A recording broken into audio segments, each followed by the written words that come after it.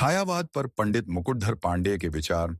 पंडित मुकुटधर पांडेय की दृष्टि में छायावाद काव्य की एक रहस्यमयी और सूक्ष्म धारा है, जिसे शब्दों में पूर्णतः व्याख्यायित करना कठिन है, क्योंकि इसमें शब्द और अर्थ के बीच कम तालमेल होता है और कभी-कभी दोनों के बीच विरोधाभास भी होता है।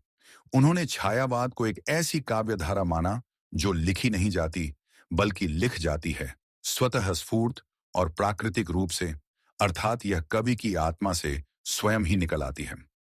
उन्होंने 1920 में छायावाद नाम दिया और इसे हिंदी काव्य की एक नई शैली के रूप में देखा, जो रोमांटिसिज्म से प्रभावित थी और जिसमें मानवतावाद, सौंदर्यवाद, रहस्यवाद, स्वच्छंदतावाद और निराशावाद की प्रवृत्तियां थीं।